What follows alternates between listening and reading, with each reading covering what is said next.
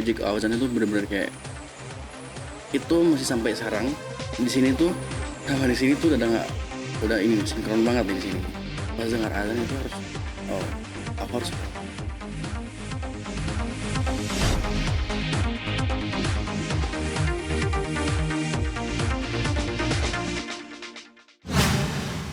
jadi emang basicnya aku tuh dari lahir emang Kristiani ya non muslim terus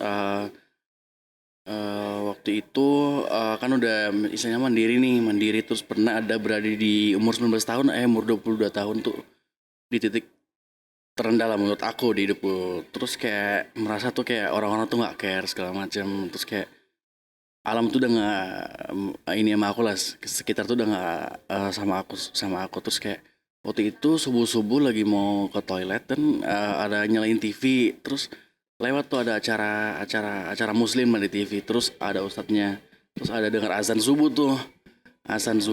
terus ada dengar khotbah ustadznya juga itu ada dia bilang bahwa Tuhan itu adalah eh, maha pengasih maha penyayang Allah itu maha pengasih maha penyayang dan Tuhan di atas segala alam semesta ini aku cuma dengar kata itu doang terus karena aku udah bener-bener kayak udah putus asa udah nggak ada kayak udah hopeless banget nggak ada harapan terus kayak aku waktu itu kayak langsung tergerak hatinya dengar dengar khotbah itu langsung kayak ceramah itu langsung bener nggak sih Allah itu maha pengasih maha penyayang kalau aku minta sama Allah dikasih nggak ya kira-kira aku kira-kira ada titik balik nggak di hidup aku kira-kira gitu akhirnya aku masuk kamar mandi aku nggak tahu caranya sholat kan gimana masuk kamar mandi cuci muka terus kayak cuci kaki terus and then aku ambil sajadahnya teban nggak tahu cara pokoknya aku niat aja mau sujud langsung sujud aja gitu kayak langsung sujud terus langsung berdoa ya Allah jika engkau benar-benar Allah satu-satunya Allah tolong kasihin aku sayang aku pengen kayak gini pengen ini pengen itu dan jika kamu mengabulkan doaku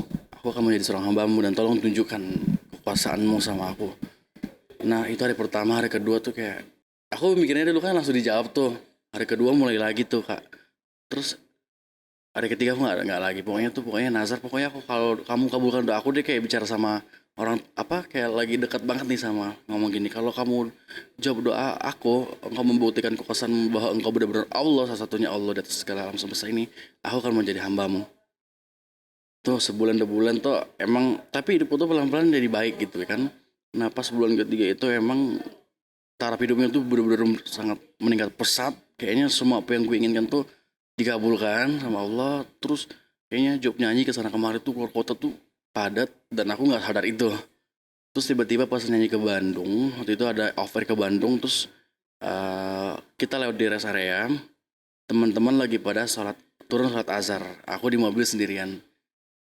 terus pas lagi azan itu aku tiduran tiduran gini tiba-tiba kayak ada yang ngomong apa itu nyata apa enggak aku nggak tahu apa kamu mimpi. Allah sudah mengabulkan semua doa-doamu sudah dijawab semuanya udah dijabah kapan kamu bayar nazar lagi tiduran gini terus kayak ada yang ngomong apa yang di depan aku ngomong kayak gini langsung tuh aku ngomong sama manajemen terus teman-teman sekitar yang Islam bahwa aku mau jadi seorang mau masuk Islam aku mau bayar nazar gitu terus kayak banyak yang meragukan lah waktu itu kan sempat kontroversi segala macam bahwa karena ini karena itu karena ya macam-macam lah kayak gitu tapi makanya aku selalu menegaskan bahwa ini tuh hidayah ini benar-benar dapat hidayah yang besar. Aku merasa aku tuh disayang sama Allah aku dipilih olehnya terus makanya Allah memberikan hidayah ini perjalanannya nggak nggak gampang gitu. Itu melalui melalui banyak banyak hal lah dan itu benar-benar pada saat aku mendapat hidayah itu aku benar-benar merasa dekat sama Allah akhirnya aku putuskan pas tanggal 20 April tepat ya hari ini ya 20 April 2017 itu aku bersyahadat di Masjid Sunda Kelapa tepat hari ini 4 tahun dan alhamdulillah setahun kemudian tuh waktu itu kan banyak kontroversi pro kontra termasuk dari ke family teman-teman terus kayak apa motif lo masuk ini karena motif lo ini ya ini terus aku berdoa lagi sama Allah ya Allah tunjukin dong kekuasaanmu aku pengen buktiin ya I wanna show it to my friends that prove to my friends kalau gue tuh benar-benar serius gitu aku pengen terus kayak waktu itu aku pengen apa ya terus Allah kasih aku pengen umroh dong nggak mungkin banget dong anak baru belum nyampe setahun gitu kan langsung mau umroh gitu nggak lama tuh Allah tuh bener-bener kayak langsung jawab doaku, langsung umroh tuh setahun. Dan aku bener-bener kayak pas di sana lupa tuh semua yang ada di Jakarta ini. Pas di sana tuh bener-bener kayak nangis di sana dan nggak pernah yang kalau kita misalnya ini aku liburan nih misalnya kayak Eropa aku sering bolak-balik. Aku kepikiran tuh, oh duh, nanti apartemen gue gimana ya, mobilku gimana. Tapi kalau di sana tuh bener-bener gue udah nggak mikirin dunia duniawi. Bener-bener kayak niat. Terus pas aku di sana tuh ya bener-bener menjalankan sholat 5 waktu. Yang di otak kita tuh cuma sholat, sholat, sholat, takut ketinggalan. Itu doang. Dan 1 tahun lagi tuh umroh lagi gitu. Jadi ya 2 tahun setiap habis lebaran tuh umroh. Nah kemarin karena lagi covid, jadi nggak bisa umroh. Semoga tahun ini ada keajaiban. Waktu itu of course kalau aku orangnya apa-apa pasti izin sama orang tua dulu. Karena gimana pun aku selalu patuh kepada orang tua. Waktu itu kan orang tua aku tuh lebih universal ya. Jadi kayak waktu itu aku minta ini apa izin mam, pap, aku mau masuk mualaf, mau masuk Islam karena gini gini gini gini gini. Awalnya mereka shock deh, kayak bercanda nggak sih ini nggak mah. Jadi aku bisa bertanggung jawab kok atas hidupku. Aku udah dewasa, aku udah tahu mana yang baik mana yang enggak, mana yang terbaik buat hidupku. Dosaku adalah dosaku, imanku adalah imanku, agamamu agamamu, agamaku agamaku gitu.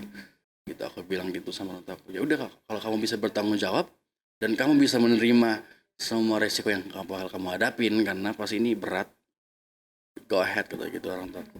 Maksudnya silakan kita merestui, cuman karena emang ada beberapa saudara mama juga yang Islam gitu.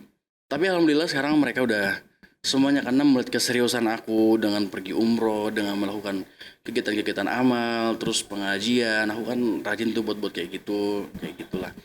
Terus mereka melihat dari situ. Terus ternyata aku tuh nggak berubah, maka bukan memuji diri sendiri, bahkan menjadi orang yang lebih baik gitu, lebih apa namanya, lebih taat agama, lebih banyak sabarnya gitu. Apalagi pas setelah umroh ya gitu. Alhamdulillah sekarangku dari awal masuk Islam itu 5 waktu. Belajar emang langsung diajarin di situ setelah setelah 2 kalimat syah. Sebelum bersyahadat itu sholat zuhur dulu. Bilang aku belum bersyahadat nggak apa-apa. Ini kita ya diajarin ustadznya dulu itu, diajarin wudhu. Terus setelah itu di ustadznya di depan, terus ada beberapa teman aku ikutin gitu. Tapi setelah belum ikutin bacaannya masih dibimbingnya. Nah setelah bersyahadat hari itu juga aku masih stay di situ sampai malam apa. Setelah salat isya baru balik ke apartemen karena masih belajar baca bacaan sholat gitu. Jadi terus malam juga disuruh bangun tahajud kayak gitu. Terus pokoknya belajar, oh disuruh baca pasti yang dulu pertama kali dia suruh belajar Al-Fatihah waktu itu. Al-Fatihah terus bacaan-bacaan dan sholat ya kan itu sedikit-sedikit lah. Dan setelah aku umroh ya makin kesini makin meningkat, pokoknya makin tahun makin meningkat lah kayak gitu. Kalau tahajud itu pokoknya tuh dari dari Pak Ustadznya juga. Terus ada dulu juga ada Om Oji Saputra. Om Oji Saputra kan satu manajemen sampai sekarang tuh. Dia bilang kalau kamu mau Allah dengar doamu, bangunlah kamu sujud di sepertiga malammu kayak gitu. Nah aku tuh waktu itu minta umroh di sepertiga malam. Aku bener-bener karena itu katanya tuh seperti anak panah yang tetap tepat mengenai sasaran. Allah tuh datang menjawab semua doa-doamu. Nah sampai merinding nih. Waktu itu bener-bener karena udah kayak capek juga kan dengan bulian orang-orang gitu kan, terus dari keluarga segala macam. Dan aku tuh bangun belajar tahajud 2 rakaat aja sih waktu itu tahajud, tapi bener-bener bangun di jam jam 1-an lah, setengah 1, bangun tahajud minta pengen umroh. Allah mau umroh mau umroh mau umroh, nggak ada yang lain aku minta mau umroh. Tapi dengan ajaibnya tuh Allah tuh jawab lah. Maksudnya tuh Allah kasih rezeki dan umrohnya juga tuh yang private gitu. Nggak private, aku tuh cuma berlima berenam, jadi kayak ambil yang private gitu. Jadi lebih kusyuk gitu. Jadi nggak yang stres nggak ombak-ombakan karena waktu itu kan pertama kali umroh, jadi kayak takut stres takut apa karena mau ngebayanginnya aja tuh ramenya gimana kan. Tapi waktu di sana tuh Allah kasih kemudahan, aku bisa ke Hijri Ismail, aku bisa nyium Hajar Aswad, aku bisa di apa namanya di pintu Ka'bah. Dan waktu itu dan memang kalau kita niatkan tuh pasti insya Allah, karena waktu itu banyak teman-teman yang dari lahir sampai sekarang udah dari Islam tuh belum tentu dapat kesempatan buat umur seperti aku kan, dan emang aku merasa Allah tuh sayang sama aku, dan hidayah itu nggak semua orang bisa mendapatkan. Dan kalau kita udah niat, udah tulus hatinya, udah bersih hatinya, baru Allah kasih hidayah. Dan doa-doa kita dijawab waktu itu. Bener-bener mau hajar aswad itu bener-bener susah banget loh, butuh perjuangan, tapi dengan mudahnya tuh aku bisa masuk ke situ, masuk. Dan aku sholat hajat masuk ke dalam Hijri Ismail. Dan umroh 2 kali itu berkali-kali gitu masuk ke situ. Aku melakukan tawaf sunnah, walaupun kita kan itu di sana panas, tapi benar-benar di situ tuh nggak ada merasa panas, nggak ada merasa capek. Benar-benar tuh disertai lah sama Allah, tuh paling depan lah menyertai gitu. Kalau udah niat tuh nggak ada lah yang, alhamdulillah lancar semua, nggak ada sakit, nggak ada apa, pulang sehat, terus semuanya lancar, terus nggak kekurangan, alhamdulillah. Di tengah-tengah pandemi juga kayak gini tuh Allah tuh masih sayang gitu ya. Mungkin semua lah mengalami namanya penurunan ekonomi, tapi sampai saat ini Allah tuh masih pelihara kayak gitu. Di situ sih, karena kau pelihara sholat, Allah pelihara aku kayak gitu. Sampai sekarang bukan aku menjadi orang yang munafik, ya adalah kita pasti melakukan dosa, tapi tetap dengan kewajiban sebagai muslim gitu. Sebagai muslim, apalagi nanti akan menjadi seorang imam gitu kan. Makanya di sini sampai sekarang di tengah pandemi ini aja masih merasakan betapa dahsyatnya kuasa Allah itu buat diriku sendiri dan buat keluargaku. Bahkan keluargaku pun kena dampak, maksudnya kayak gitu. Dipelihara sama Allah kayak gitu. Yang aku rasain secara pribadi ya. Gitu, Allah masih jaga, masih sayang. Oh, belum ada pacar, lagi jomblo. Lagi menjomblo nih semenjak pandemi nih. Gitu. Yang pastinya berharap dapat pacar yang seiman. Jangan yang berbeda gitu ya kan. Amin amin amin, doain. Yang soleha ya, yang ya, dan semoga juga doain aku jadi apa, umat muslim yang soleh, laki-laki yang soleh, bisa menjadi imam yang baik nanti ke depannya, dan selalu istiqomah ya, nggak terpengaruh dari kiri kanan atau omongan orang. Kesibukannya sekarang aku lagi punya acara itu namanya Magical Journey juga, itu lagi ada acara, aku sebagai host di situ. Alhamdulillah masih di tengah-tengah pandemi ini kita masih dikasih kerjaan ya kan, ada sampai ratusan episode lah nanti. Ini udah episode ke-10. Magical Journey itu lebih mengolah tentang adat dan budaya. Kita berkunjung ke tempat-tempat yang historikal, yang penuh yang bersejarah kayak gitu. Terus ya masih nyanyi juga. Terus mulai sekarang mau aktif lagi nyanyi di acara-acara anak yatim gitu. Kemarin udah 1 kali gitu kan. Terus kayak manajemen juga menanyakan apa namanya, banyak kayak orang-orang yang sponsor lah yang membuat acara itu, bayar berapa. Aku bilang nggak usah, kalau saya anak yatim saya nggak, bukan saya nggak butuh uang, saya butuh uang, tapi kalau saya anak yatiman saya nggak perlu dibayar. Karena banyak yang bukan mau nyadakan acara mengundang saya nyanyi, saya bilang nggak usah. Itu bentuk sedekah saya. Kan kita bersedekah bukan dengan uang gitu. Dengan kita senyum ke orang-orang tuh bahagia, kita merangkul orang tuh, itu bentuk sedekah itu. Kita bernyanyi, kita dibayar dengan honorku sekian, tapi kita bernyanyi dengan tulus, dengan ikhlas, anak-anak yatim itu ketawa-ketawa sama kita, bisa nyanyi sama kita, tuh merupakan sedekah. Jadi itu bentuk sedekah saya itu. Saya nggak meminta bayaran apapun atau bagaimanapun, bukan saya nggak butuh uang, saya butuh uang, tapi sebaiknya, alangkah baiknya di bulan suci ini kita makin meningkatkan ibadah kita, sedekah kita, ya kan, kayak gitu sih. Keinginan buat lagu religi sebenarnya tahun ini harusnya dibuat sebelum puasa nih kemarin nih, cuman karena sibuk satu, terus pandemi juga, jadi banyak terbengkalai. Cuman ya buat lagu religi kan nggak harus di bulan puasa kan, jadi nanti mungkin di album saya nanti ada gitu, karena ini lagi persiapan buat lagu saya berikutnya habis bulan puasa ini. Ya mungkin di dalam, doain aja nanti di dalam satu mini album itu ada lagu religi. Emang selalu berniat buat lagu religi. Udah beberapa dikasih orang sih. 4 tahun ini saya ingin saya rasakan tuh banyak perubahan drastis dalam hidup saya, yang pastinya menjadi orang yang lebih pengasih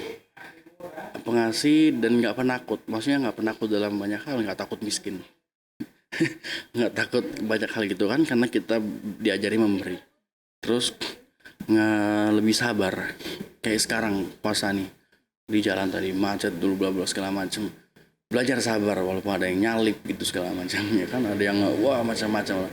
Mau marah tuh belajar sabar, itu yang itu tingkat kesabaran saya tuh lebih tinggi semenjak apa namanya menjadi seorang muslim gitu kan selama 4 tahun ini. Terus yang pengen ditingkatkan itu yang pasti ya pengen umroh, semoga setiap tahunnya bisa, semoga pandemi cepat berakhir, dan yang pasti pengen khatam Al-Quran pastinya, karena itu akan menjadi cahaya nanti di kita di alam kubur sana kan gitu. Yang pasti itu sih pasti bisa, semoga bisa khatam Al-Quran, itu sih cita-citanya sih, karena umroh udah, dan next ya semoga bisa menjadi naik haji gitu, amin gitu. Itu magic awalnya itu bener-bener kayak itu masih sampai sekarang di sini tuh, sama di sini tuh udah nggak, udah ini nih sinkron banget nih di sini nih. Pas dengar azan itu harus, oh aku harus sholat, Allah memanggil aku. Itu kan kalau kita azan berarti Allah lagi manggil nih sila datang ke aku gitu kan. Kalau siapapun yang datang kepada Allah, maka nanti kalau kalau kamu sholat tepat waktu pas azan itu kan Allah memanggil nih, kita dapat datang tepat waktu bla bla bla. Kalau kamu pengen doamu juga dijawab tepat waktu, maka datanglah tepat waktu kayak gitu. Kalau aku sih juga masih manusia biasa yang nggak luput dari dosa, maksudnya yang seperti anak-anak sekarang yang ini masih ya masih kadang-kadang kita masih berbuat dosa, tapi aku selalu ingat bahwa kita punya kewajiban bahwa hidup kita ini singkat gitu. Ya yang nanti yang abadi itu adalah di akhirat gitu. Karena saya selalu mendengarkan khotbah-khotbah baik itu di YouTube atau sekitar itu bahwa kehidupan kekal yang harus kamu cari. Di dunia ini nggak kekal gitu. Aku cuma ingat itu. Jadi kalau abis berbuat dosa tuh cepat-cepat balik, maksudnya kayak maksudnya cepat-cepat minta ampun gitu. Takut takut terjerumus dalam situ. Karena udah pernah terjerumus kan waktu itu, pernah terjerumus, pernah wah gila hancur-hancuran gitu kan, tapi Allah nolong gitu. Jadi kita harus cepat-cepat balik, nggak mau jatuh ke dalam lubang yang sama. Itu ada pengalaman hidup yang membuat saya waktu itu ya yang benar-benar nggak mau apa namanya, yang nggak membuat saya menjadikan saya lebih orang yang lebih dewasa gitu. Ada pengalaman hidup, jadi nggak pernah mau misalnya ya kita fun boleh, tapi semua punya batas. Ada batasnya, ada semua ada porsinya, ada batasnya. Jadi apa namanya jangan sampai menyesal gitu, karena pas nanti apa namanya udah apa namanya di akhir hidup kita tuh nggak ada penyesalan lagi, nggak ada bisa membalik lagi kalau kita ada waktunya tuh. Aku selalu ingat mati sih, kalau selalu ingat mati karena kapanpun akan terjadi itu. Saya selalu ingat itu, makanya saya selalu ingat Allah, karena saya selalu ingat mati. Karena hidup apa lagi yang dicari sih aku, makanya di usia 26 tahun ini, kemarin 11 April itu udah dikasih semua namanya nikmat dunia, maksudnya puncak dunia istilahnya itu udah dirasakan semuanya, apa-apa lagi mau dicari gitu. Apalagi yang mau dicari, Allah udah jawab semuanya, Allah udah kasih semuanya gitu segala macam. Jadi dan setelah melihat di depan mata saya, kalau saya melayat tuh awal-awal tuh ada orang kaya banget meninggal, pergi ternyata nggak bawa apa-apa gitu, ternyata cuma segini doang gitu, cuma kain kafan gitu, udah masuk ke tanah yang kecil gitu. Datang beberapa kali mau yang penguburan mewah di mana tuh, di yang di Karawang apa namanya gitu, San Diego Hills apa namanya, San Diego Hills juga mau gimana orang kayak gimana pun sekalipun tetap masuk ke situ.